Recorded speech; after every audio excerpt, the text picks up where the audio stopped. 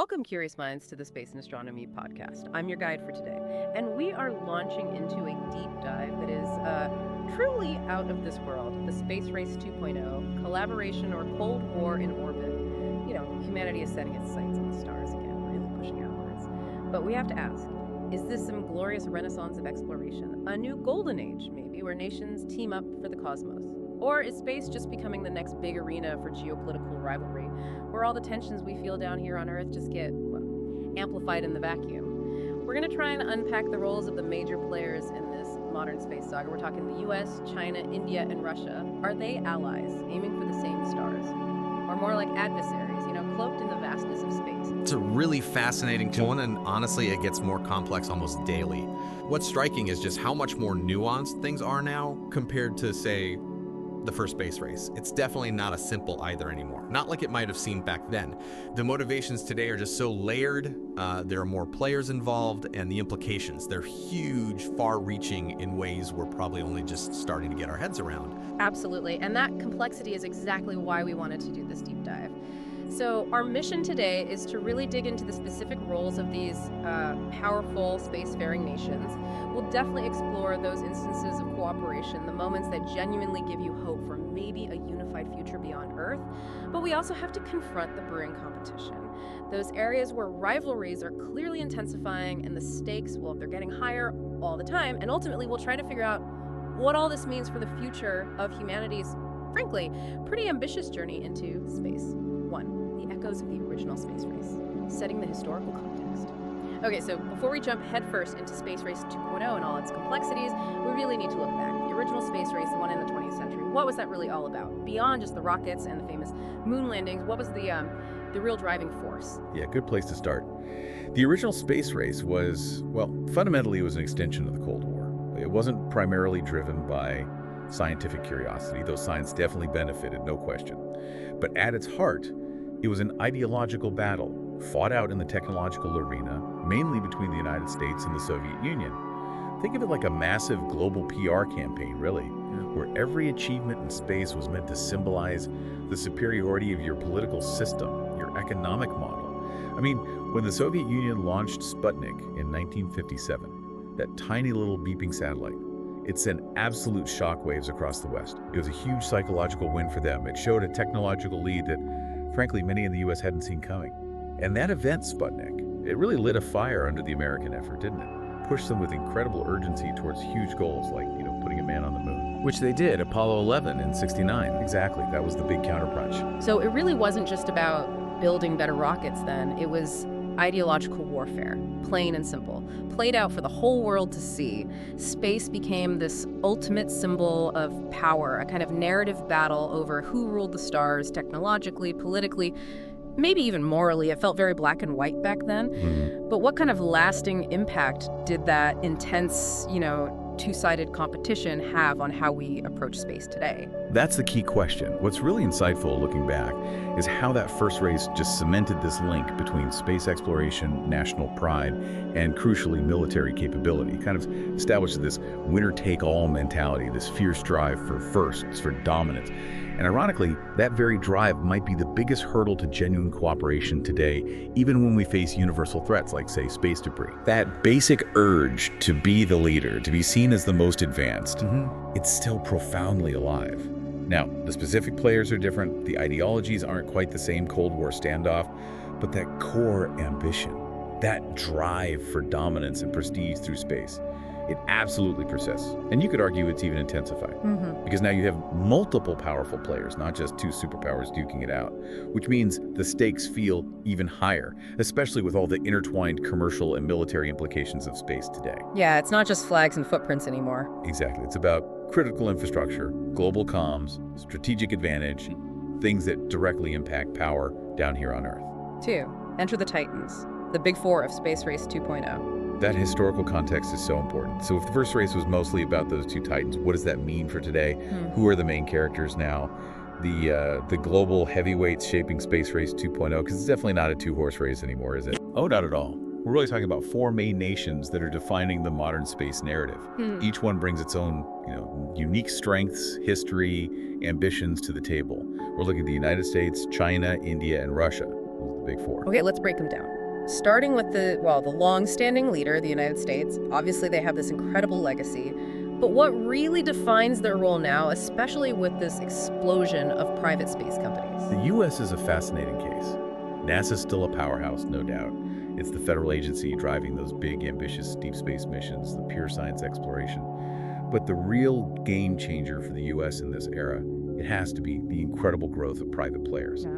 Companies like SpaceX, Blue Origin, they're not just supporting government stuff anymore, they're fundamentally changing the game, transforming access, capabilities, driving down costs, accelerating innovation at a speed that's frankly hard to believe sometimes. Like SpaceX's reusable rockets? Exactly. The Falcon 9, that technology alone has dramatically lowered launch costs. It's made space far more accessible than it ever was. So the U.S. is still a dominant force, absolutely, both in its own government capabilities and increasingly by setting the norms and direction through things like the Artemis Accords and through this dynamic private sector. So it's this blend then, government programs plus this huge commercial energy. Does that combination give the U.S. a sort of unique strategic advantage compared to countries with maybe more centralized, state-run space programs? I think it absolutely does. This public-private partnership model allows for incredible agility, incredible speed. Government agencies, they can be slower, sometimes more risk-averse due to public accountability and funding cycles. But private companies, they can experiment, they can fail fast, learn and innovate at a commercial pace. They can bring new tech online much, much quicker. So yeah, that synergistic approach often means the U.S. can deploy new capabilities faster, maybe more affordably, than purely state-driven programs sometimes can. That's a definite edge. Okay, let's pivot to China. They've really emerged, haven't they? A truly formidable space power now.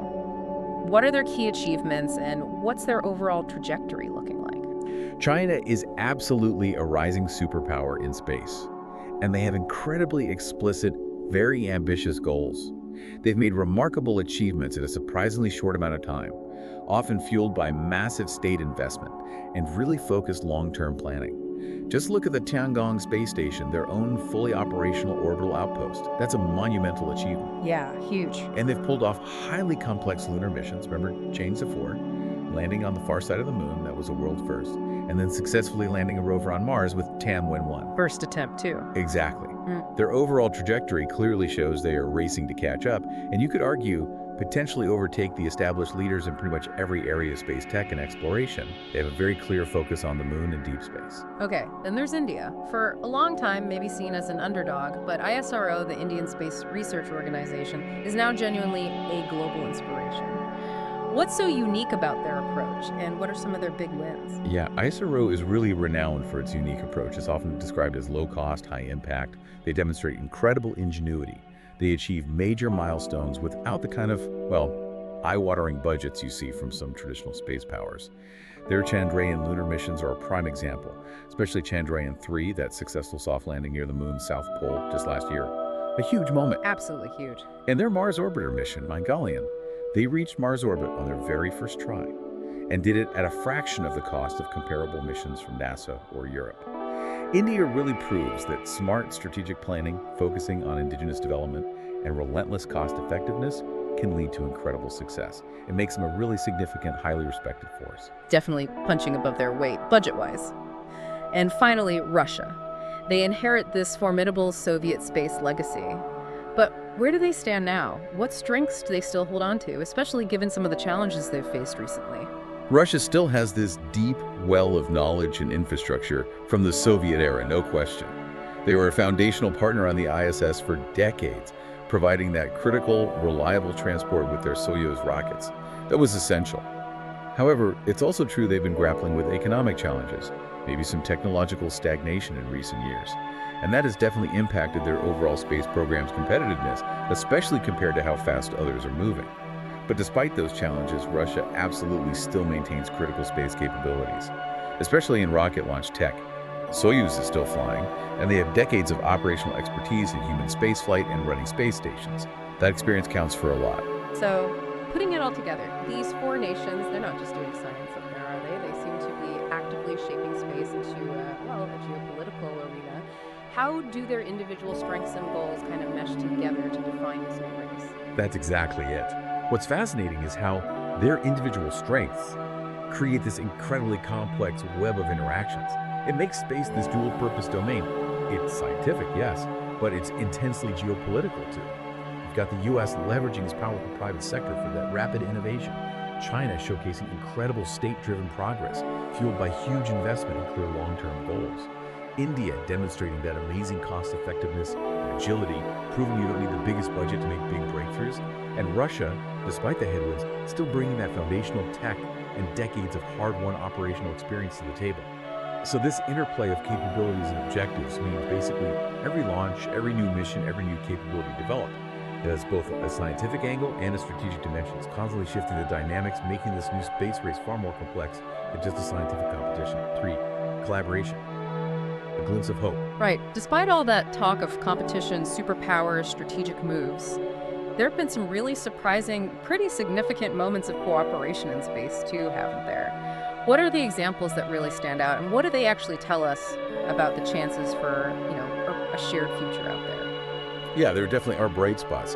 And the most prominent symbol, the real beacon of that post-Cold War cooperation, has to be the International Space Station, the ISS. For decades now, it's been this orbiting laboratory, a home, really, for astronauts from lots of different countries. The US, Russia, Europe, Japan, Canada, even occasional partnerships with others like India. And up until, fairly recently, around 2022, the US and Russia worked incredibly closely on the ISS, literally side by side, sharing transport duties with Soyuz and later Crew Dragon, maintaining the station together. It really showed a remarkable level of international trust, functional cooperation, even when things were, let's say, tense down on Earth. It's actually kind of mind-boggling when you think about the level of integration needed for that. Just amazing. But beyond the ISS, we also hear a lot about the Artemis Accords. What exactly are those, and who's playing ball? Right, the Artemis Accords. These are an American-led initiative. The idea is to create a framework, a set of principles for peaceful and responsible exploration, primarily focused on the moon right now, but looking beyond too. They lay out guidelines for things like transparency in missions, making sure different countries' hardware can work together, peaceful use of space resources, especially as we start thinking seriously about lunar bases and maybe mining. As of today, I think it's over 30 nations now have signed on. That includes India, which is a significant partnership. So it signals a pretty broad buy-in to this US-led vision for how we should behave on the moon. Okay, over 30. But the key absences are pretty glaring, aren't they? They are. Crucially, China and Russia have not signed the Artemis Accords. And that very clearly highlights a distinct divide, a fundamental disagreement perhaps on how different powers think the future governance of space should work. It draws a line. And speaking of India signing on, we've seen this deepening India-US cooperation more broadly.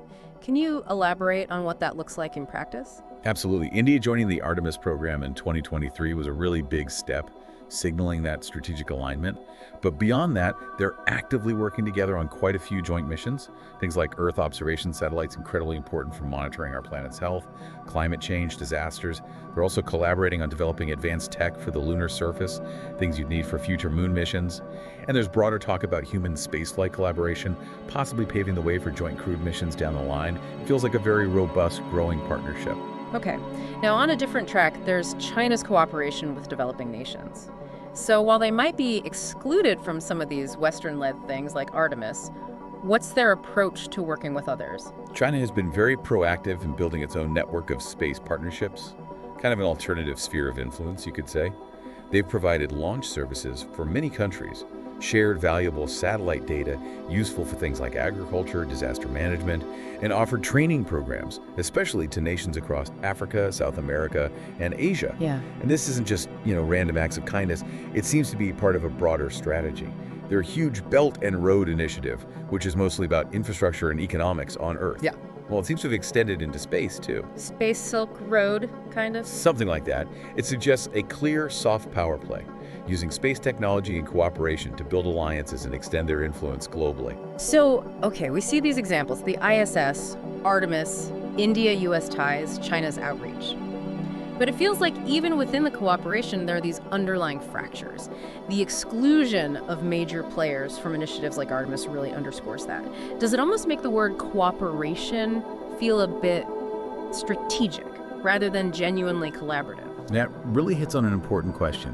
While cooperation definitely exists, And it's vital for certain things. You couldn't run the ISS without it. For example, if you scratch just below the surface, you almost always find these underlying fault lines. Yeah. These collaborations, however beneficial they seem, often serve clear strategic national interest just as much as, if not more than, pure scientific advancement. And that hints at deeper tensions simmering beneath. Yeah. So we have to ask, what is the nature of this cooperation? Is it truly about the collective good of humanity exploring space together? Or is it more like a series of strategic alliances, each designed to strengthen one side's position in this bigger geopolitical game? The fact that a major framework like Artemis, which wants to set the rules for the moon, deliberately excludes giants like China and Russia, that speaks volumes, doesn't it? It reveals a really strong competitive undercurrent. It shows that even when nations are working together on specific projects, the larger structure of global space governance is still fractured. Every act of collaboration can, weirdly, also be an act of strategic positioning. It complicates that simple narrative of shared progress, and definitely hints at future divisions. 4. Cold War in orbit. The brewing competition. That fracturing, those divisions, it really makes you wonder if we're not just seeing glimpses of hope, but maybe the opening salvos of a new kind of Cold War. But this time, playing out, hundreds of miles above our heads. So let's flip the coin. If collaboration is one side, what's really brewing on the other? It does sound an awful lot like competition is heating up, maybe even turning into a new kind of Cold War in orbit. I think you're right to use that framing. One of the most significant and, frankly, most concerning developments is the clear, accelerating weaponization of space. Space is just no longer seen as this pristine domain purely for science and peaceful exploration. It's now explicitly recognized by major powers as the potential battlefield, a war-fighting domain. You saw the U.S. formally launch the Space Force back in 2020. It was a huge signal, a dedicated branch of the military saying, we intend to defend our assets in orbit, and by extension, all the terrestrial interests that rely on them. Right, GPS, communications, intelligence. Exactly. And China and Russia, they quickly followed suit, either establishing or significantly beefing up their own space defense capabilities, building out units, developing technologies specifically designed to operate and potentially fight in this new strategic environment. And let's not forget India. They demonstrated their own capability with Mission Shakti in 2019, successfully shooting down one of their own satellites with an AS, an anti-satellite weapon. That caused quite a stir. It did. And collectively, all these moves point towards a really worrying escalation of military postures in space. It's becoming a new, potentially very dangerous arena for conflict. So we're talking actual military buildup in space. How does that translate into the direct competition we're seeing between, say, the U.S. and China specifically? Well, there's undeniable China versus U.S. direct competition, and it has deep roots. A really critical moment going back years was China being politically excluded from the International Space Station program from the very beginning. That was a deliberate policy choice, largely by the U.S. Congress, aimed at preventing China from gaining access to cutting-edge space tech through that collaboration. So they were locked out. Effectively, yes. And in response, China basically said, fine, we'll do it ourselves. And they did. They successfully built Tiangong, their own fully operational space station. It's now this powerful symbol of their independent capability and their growing clout. But it's not just about space stations anymore. The competition is ramping up across the board. Both nations are aggressively pursuing really ambitious plans for lunar bases, for future Mars missions. They're not just aiming for scientific bragging rights. They're in a race for potential future space resources, for strategic positioning on the moon, for global influence. It feels like a very direct, very palpable competition. And where does Russia fit into this competitive dynamic? Their traditional partnerships with the West seem to be fraying, leading them towards a new alignment, right? Exactly. Adding another layer of complexity here is Russia's significant shift towards China. This has really accelerated since the invasion of Ukraine. The resulting international sanctions have severely weakened Russia's space partnerships with Western nations, forcing them into a strategic pivot. A major signal was Russia announcing they plan to formally exit the ISS partnership after 2028. That really marks the end of an era of that post-Cold War space cooperation. Wow. And instead, Russia has very clearly partnered up with China. They're jointly planning the International Lunar Research Station, the ILRS. This alliance isn't subtle. It's a clear alignment against the Western Bloc, and it unequivocally establishes an alternative framework for exploring the moon, directly challenging the U.S.-led Artemis Accords. It really sets up this potential bifurcation, two distinct paths for lunar exploration. Two camps on the moon, potentially. And then there's the less visible but maybe equally concerning stuff. Tech, espionage, and satellite surveillance. How does that play out up there, and what are the security implications? Yeah, this is the shadowy side of space competition. In orbit, satellites can see almost everything happening down on Earth: troop movements, naval exercises, missile launches, monitoring critical infrastructure. They are incredibly powerful eyes in the sky. And there have been numerous reports, allegations, things like satellites seemingly shadowing each other, performing close proximity maneuvers that could be interpreted as surveillance, or maybe even practice for interference. We've also heard about attempts to jam satellite communication signals and the testing of counterspace capabilities, both kinetic, like ASATs, and non-kinetic, like cyber attacks designed to disrupt or even neutralize an adversary's space assets. Scary stuff. It is. It's a very real, very worrying aspect of this competition because it directly impacts national security. If you can compromise an adversary's intelligence gathering or their communication networks in space, you've gained a massive advantage. So it's fascinating and a bit terrifying how quickly these lines seem to be getting drawn. Maybe the Cold War didn't restart on Earth in exactly the same way, but up in orbit, it really feels like we're seeing two distinct, potentially adversarial blocks emerge. What are the broader strategic implications of that orbital divide? I think that Cold War and orbit analogy is becoming more and more relevant. You see clear parallels with the kind of ideological and technological tit for tat we saw in the 20th century. One side makes an advance, the other side rushes to counter it. And the implications of all this surveillance and potential counterspace capability are just profound for global security. It means a nation's ability to operate freely, effectively in space is now directly tied to its national defense posture. If your communication satellites can be jammed, if your spy satellites can be blinded or disabled, your military operations on Earth could be severely crippled. It creates this incredibly dangerous dynamic where the line between peaceful exploration and potential conflict gets blurrier and blurrier, and the potential for a miscalculation, a misunderstanding in that unique high-stakes environment of space to escalate very quickly. That's a huge concern. 5. India's strategic position, the balancing act. Okay, so amidst these emerging blocks, this increasingly polarized space scene, India seems to be standing at a really unique crossroads. What's their play here? What's their strategy? And how are they managing this incredibly delicate balancing act between these powerful, often competing forces? India's position is truly fascinating, almost a masterclass in strategic diplomacy in the space age. On one hand, you see them significantly deepening ties with the U.S. in space. That increased cooperation isn't just talk, it's backed by concrete actions. India joining the Artemis Accords was a big one, aligning with that U.S.-led framework for the moon. They're also working extensively with NASA on various projects, like the NICE Earth Observation Satellite, a major joint effort. And then there's India's membership in the Quad Alliance, that's U.S., Australia, Japan, and India. While not solely a space alliance, it's widely seen as a strategic grouping aimed at balancing China's influence in the Indo-Pacific, and that geopolitical alignment naturally extends, to some degree, into space cooperation. So a definite tilt towards the Western Bloc in some ways.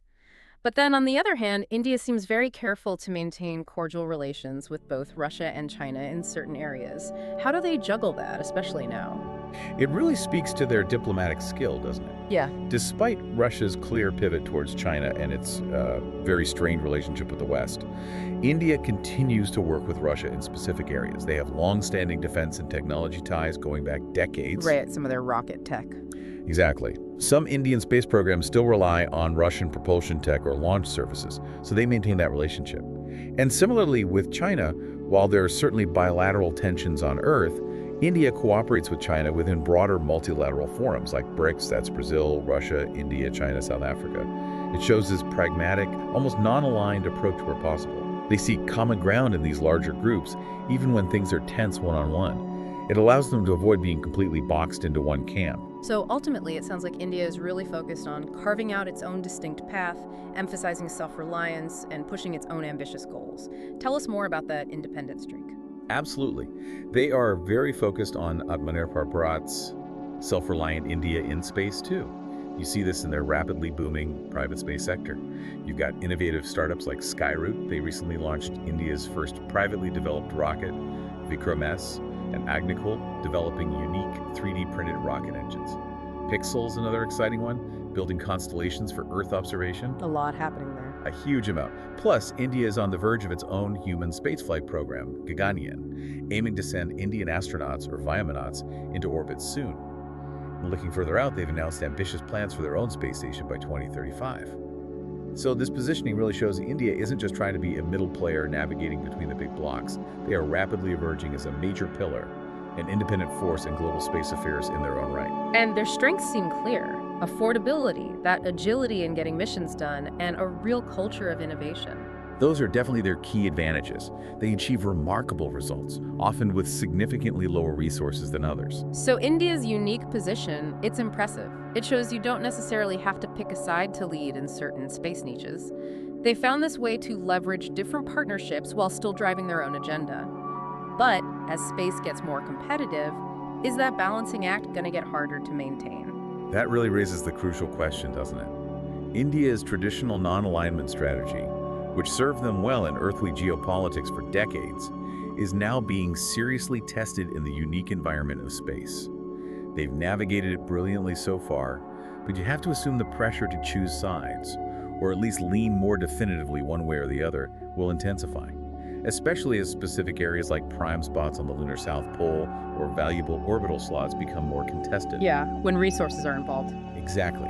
Their success in continuing this balancing act will likely hinge on their ability to keep offering unique capabilities, maintain that cost-effectiveness advantage, basically making themselves an indispensable partner to multiple sides rather than just an oscillating one.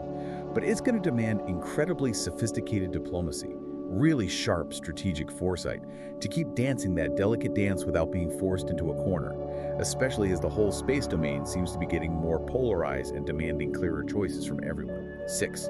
Private players, a new dimension. You mentioned India's private sector booming, and that brings up another huge shift. It really isn't just nations anymore, is it? The private sector has just exploded onto the space scene. It adds a whole new dimension to this modern space race. How are these companies fundamentally changing the dynamics? What does it all mean? Oh, it's a massive shift. Probably the biggest change in the space landscape in decades. Space is just no longer the exclusive playground of governments, relying solely on taxpayer funding and national agencies. We are witnessing a genuine commercial revolution up there. All around the world, private companies are stepping up, doing things that would have seemed like science fiction just 20 years ago. And they're driven by profit, yes, but also by incredibly rapid innovation cycles. Can you give us some examples? Who are the key players and where are they based? Sure. In the US, you have the really big names, the titans like SpaceX. They've completely rewritten the rulebook on launch with reusable rockets, and Blue Origin, Jeff Bezos' company, focusing on heavy lift launchers, lunar landers, space tourism eventually. Then you've got companies like Axiom Space. They're building commercial modules to attach to the ISS, and they plan their own private space station eventually. And Rocket Lab, originally from New Zealand, but now largely US-based, specializing in launching smaller satellites efficiently. So heavily US dominated still. Predominantly, yes, especially at the high end. But it's not exclusive. In China, you're seeing a really burgeoning ecosystem of private startups too, like iSpace and Galaxy Space. They're developing their own rockets, their own satellite constellations, although it's fair to say they operate under much closer government oversight than their Western counterparts. Right. And as we mentioned, in India, you've got exciting companies like Skyroot with their recent private rocket launch, Agnikul with their 3D printed engines, Pixel focusing on hyperspectral Earth observation satellites, so it's becoming more global. The impact just feels enormous. What are the specific ways they're shaking things up? Well, you can break it down into maybe 3 key impacts. First, they bring a huge influx of private investment into the space sector. This supplements, and in some cases even surpasses, traditional government spending, which just accelerates everything. Second, they dramatically increase the speed of innovation and deployment. Private companies, driven by market pressures, tend to move much faster than government agencies, which often operate on longer, more bureaucratic timelines. They iterate quickly, they deploy technology faster. And third, and this is crucial, they generally have a greater willingness to take risks compared to government agencies, which are often, understandably, more risk-averse with public money and national prestige on the line. This appetite for risk, combined with that relentless drive for efficiency, allows them to push boundaries in ways public programs might hesitate to. That's fascinating, but it also sounds like it introduces this really critical, maybe even dangerous new element, the dual-use nature of a lot of this technology. How do these private companies intersect with national strategies and military interests? This is where it gets incredibly complex and potentially quite problematic, because even though they're private companies, they are still fundamentally operating under the laws and regulations and often serving the strategic interests of their home countries. And here's the crux. The technologies they develop, whether it's launch vehicles, satellite constellations, or communication systems, frequently have significant military applications. The perfect, most talked about example right now is SpaceX's Starlink constellation. Ostensibly, it's about providing global internet access, connecting the unconnected. Great goal. Yeah. But it's also been famously and very effectively used by the Ukrainian military for battlefield communications during the ongoing conflict. And that usage has absolutely raised alarms and concerns in Moscow, in Beijing, and elsewhere. So commercial tech becomes a military asset. Instantly. It perfectly illustrates how commercial space capabilities can rapidly morph into vital strategic military assets, blurring those lines between civilian and military, between commercial enterprise and national security. It makes it much harder to track who controls what and for what purpose. So, connecting this to the bigger picture, the rise of private players seems to fundamentally intertwine commercialization with militarization. It blurs the lines, complicates governance, potentially increases conflict risk. But the really surprising insight here, maybe, is that this isn't just about faster innovation. It's almost like we're privatizing potential conflict itself. What do you mean by that? That's a provocative way to put it, but I think there's truth there. The rise of private space companies isn't just about innovation and lower costs. When a commercial satellite network, like Starlink, can become a decisive asset on a battlefield almost overnight, well, the lines between business operations and acts of war become dangerously indistinct. And this creates enormous challenges for international space law, for regulation. How do you regulate the military use of a private company's assets? Current treaties, like the Outer Space Treaty from '67, were written when only states had space capabilities. They just didn't anticipate thousands of commercial satellites with potential dual-use functions. The rules haven't caught up. Not even close. It complicates everything. Accountability, responsibility if something goes wrong. It means national security isn't just about government-owned spy satellites anymore. It relies on these commercial networks too. So this deep entanglement of commercial interests with national security concerns creates this incredibly complex environment where the old rules don't really apply, norms are constantly being challenged, and the risk of misinterpretation or escalation in orbit just goes up significantly. It's a whole new ballgame. 7. The moon, the new ground zero. Thinking back to the first space race, the moon felt like the ultimate finish line, didn't it? That iconic one small step, that seemed like the peak achievement. But what does the moon represent now in Space Race 2.0? From everything we're hearing, it sounds less like an ending and more like just the beginning of something much, much bigger. You're absolutely right. In this new era, the moon is definitely not seen as the culmination. It's viewed much more as the initial frontier, the starting point for deeper exploration, and really significantly, for resource utilization. It's seen as a crucial stepping stone, a strategic outpost maybe, from which to venture further out into the solar system, perhaps to Mars, perhaps elsewhere. The moon is essentially the new ground zero for this intensifying space competition.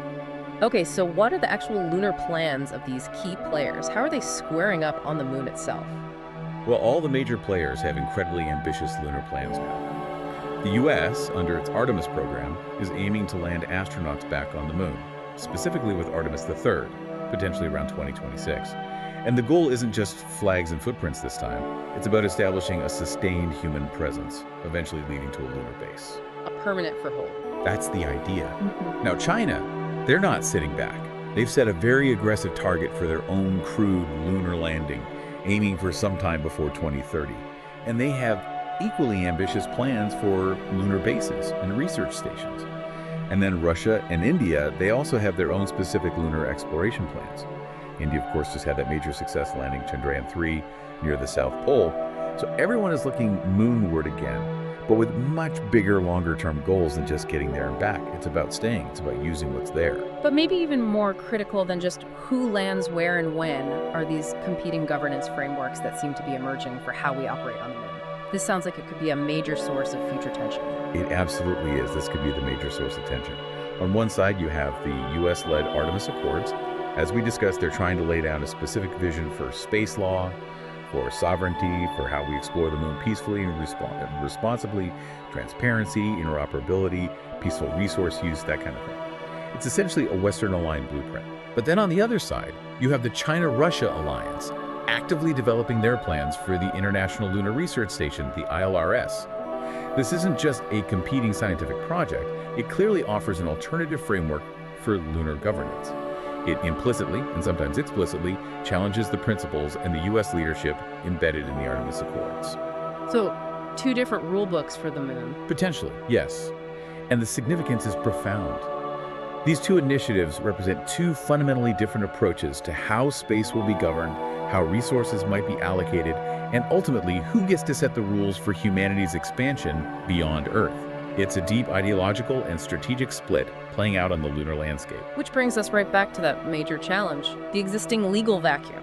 The 1967 Outer Space Treaty says nations can't claim territory in space, right? But that was written decades before anyone was seriously talking about permanent lunar bases or mining water ice.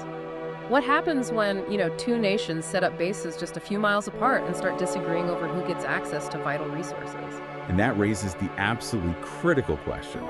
Space itself might seem vast, infinite even, but specific, valuable, resource-rich areas like the lunar South Pole, with its potential water ice deposits, are already starting to feel crowded, already becoming contested ground.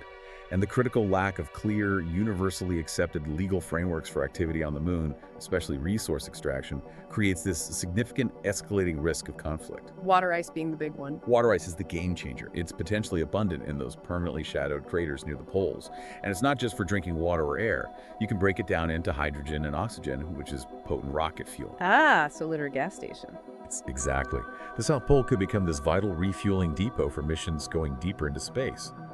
But the current legal ambiguity around who owns resources once you extract them, who has the right to mine, it creates this classic tragedy of the commons scenario, but on a cosmic scale. Without clear rules, there's a huge incentive for a sort of land grab, or maybe resource grab is more accurate.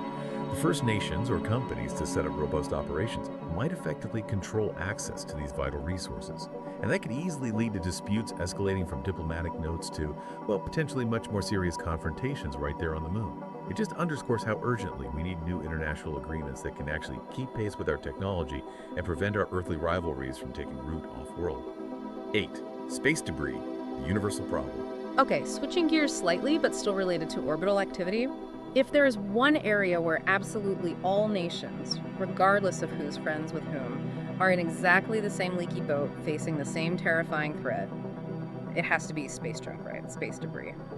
What is the actual scale of this problem, and why is it so incredibly hard to fix? You are absolutely spot on. This is the one truly universal problem up there. And the scope of the problem is genuinely alarming, maybe even underappreciated by the public. Low Earth orbit, or LEO, that crucial region where most of our satellites live, doing everything from comms to GPS to Earth observation. It's becoming an increasingly congested, incredibly hazardous junkyard. We're tracking hundreds of thousands of pieces of debris large enough to cause catastrophic damage. But there are likely millions, maybe tens of millions of smaller fragments, broken parts, discarded rocket stages, flecks of paint, frozen coolant, all whipping around the Earth at insane speeds. Like, how fast are we talking? Tens of thousands of kilometers per hour. Orbital velocity. At those speeds, even something as small as a paint chip hitting a satellite can be like getting hit by a hand grenade. It can cause significant, potentially mission-ending damage. That's terrifying, and this leads to that concept that genuinely keeps space operators awake at night.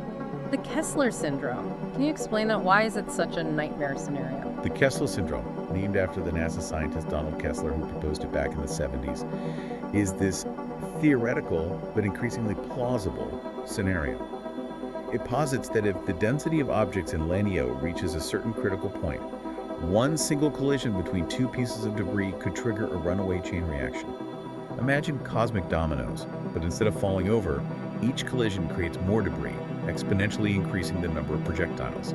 Each new fragment then becomes capable of causing another collision, creating more fragments, and so on. A cascading effect. It's exactly a cascading effect that could, potentially, render certain orbital altitudes, especially the most useful parts of LEO, completely unusable for decades, maybe even centuries. The consequence. It could cripple the critical satellite infrastructure we now rely on for so much of modern life: global communications, GPS navigation, weather forecasting, financial transactions, climate monitoring, even military surveillance. It could effectively ground humanity's space activities in LEO, which would be catastrophic. So it's this huge shared threat. Everyone loses if Kessler syndrome happens. Yet, despite everyone knowing this, international cooperation on actually mitigating debris, cleaning it up, preventing more, it seems incredibly limited, almost voluntary. Why is there this persistent blame game that stops collective action? It's a tragic paradox, isn't it? Despite the clear and present danger to everyone's assets, genuine, binding cooperation remains frustratingly elusive. And a big part of it is this persistent blame game.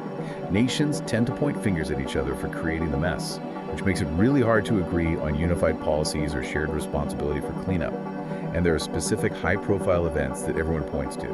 Russia's very deliberate anti-satellite test in 2021, blowing up their own defunct satellite, created thousands of new pieces of trackable debris, immediately endangering the ISS and countless other satellites.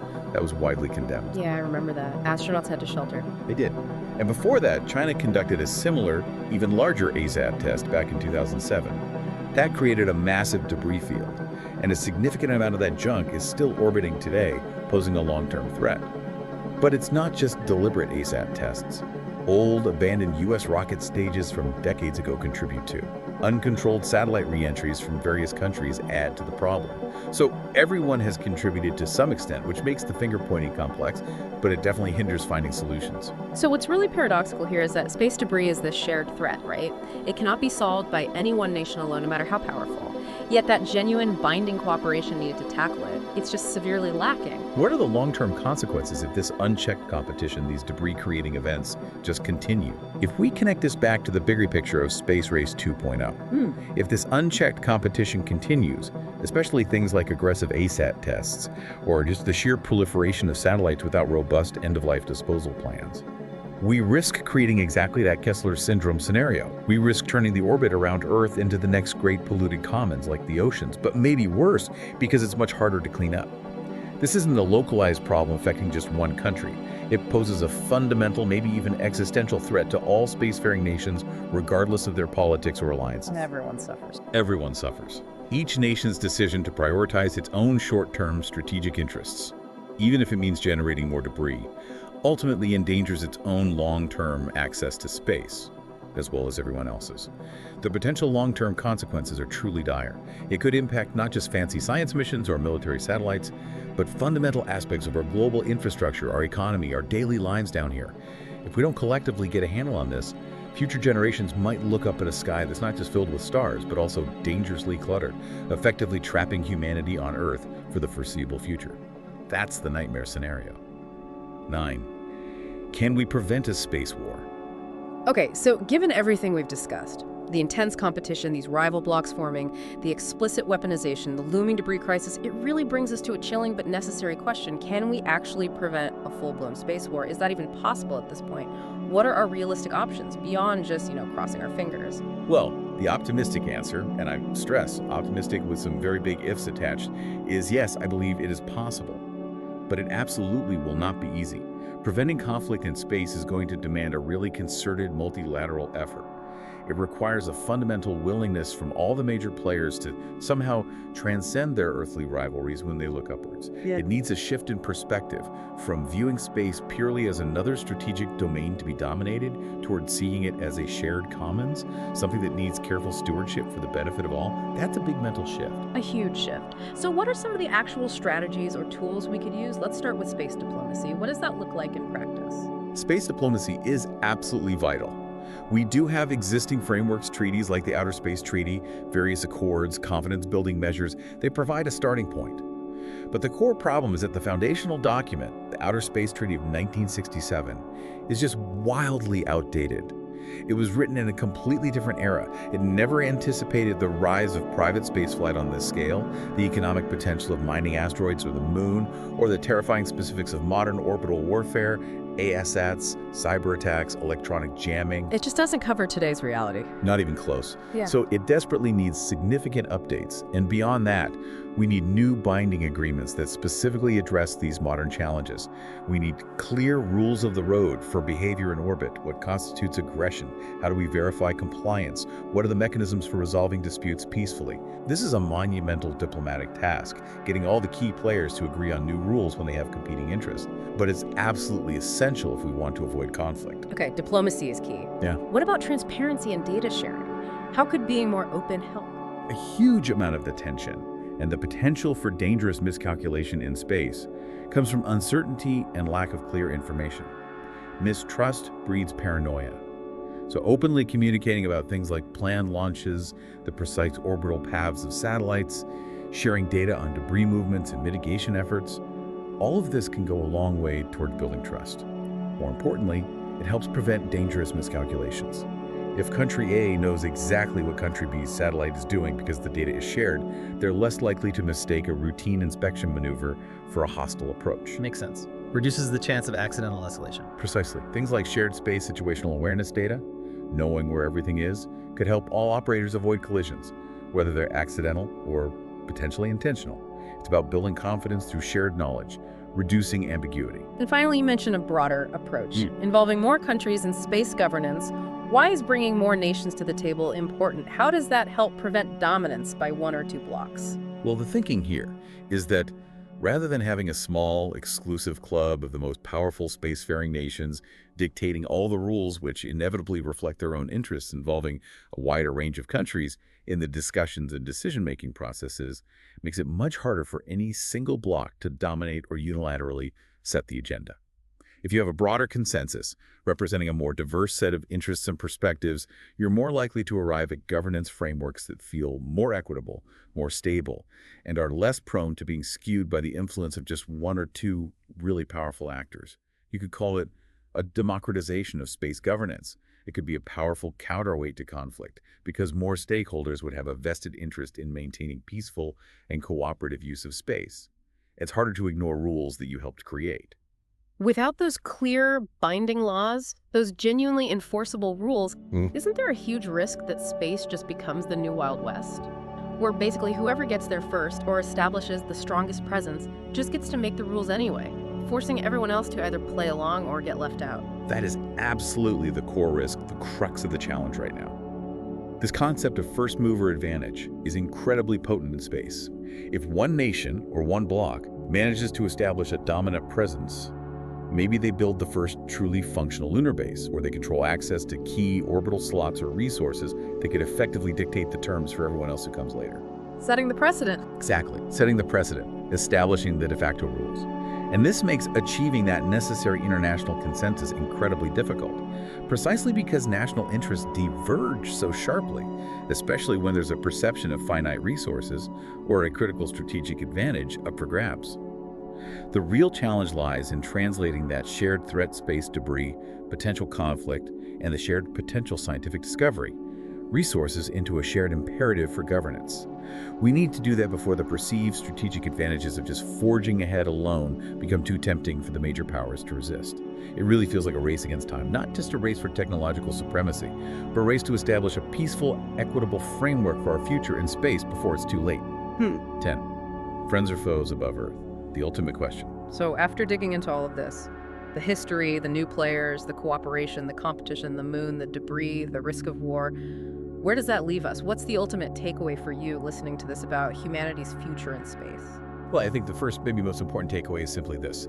Space Race 2.0 isn't just some abstract idea. It's very real. It's happening right now above our heads. But, and this is crucial, it's far more nuanced, far more complex than that old black and white US versus Soviet Union Cold War model. There aren't simple good guys and bad guys here. It's this dynamic, constantly shifting landscape of relationships. What we're really seeing is this fascinating, often contradictory dual nature to the relationships between the big players, the US, China, India, Russia. They are somehow simultaneously fierce competitors and in certain specific contexts, surprising collaborators. They're locked in this very complex strategic dance. Can you give us some final examples of that duality, just to really capture that complexity? Sure. Think about it. On one hand, they do share missions sometimes. They exchange scientific data. They even put astronauts from different sometimes rival nations side by side, the ISS being the prime example for decades. We talked about the growing India-US ties, China's outreach to developing nations. These are real moments of shared endeavor. But being it's a huge but, these very same nations are also engaging in deeply unsettling activities. They are shadowing each other's satellites in orbit, developing capabilities that look suspiciously like weapons testing. They are actively preparing militarily for the possibility of space warfare. And they are competing intensely, neck and neck sometimes, to plant their flags, establish their bases, claim their stakes on the moon, and potentially beyond. There's both cooperation and intense competition happening at the exact same time. Which brings us to maybe the ultimate question for humanity, the really profound one underlying this whole deep dive. How are we, collectively, as a species, going to choose to view space? Is it going to be our shared destiny, a boundless frontier where maybe cooperation unlocks unimaginable potential and helps us solve problems down here on Earth? Or is it just going to become another strategic battlefield, an extension of all our earthly rivalries, our prejudices, our conflicts, just projected onto a cosmic scale? The potential outcomes really seem to hang in the balance right now. And what's truly fascinating, perhaps even poignant here, is that the ultimate question isn't just who will win this new space race or who'll be the first to Mars. It's whether anyone truly wins if this competition spirals into a devastating conflict among the stars.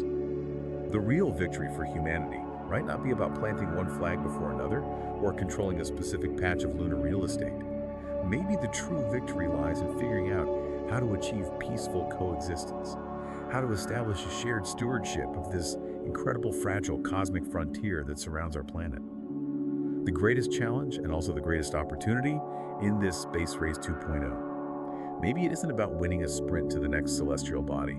Maybe it's about determining whether humanity, having finally reached for the stars, can actually mature beyond the cycles of conflict and rivalry that have plagued us down here on Earth for so long. Can we, as a species, collectively chart a path forward that ensures space remains a domain for exploration, for science, for benefit for all, rather than just becoming another arena for our power struggles and potential self-destruction? It's a question that really demands deep thought and probably urgent action from every nation and maybe every individual on Earth.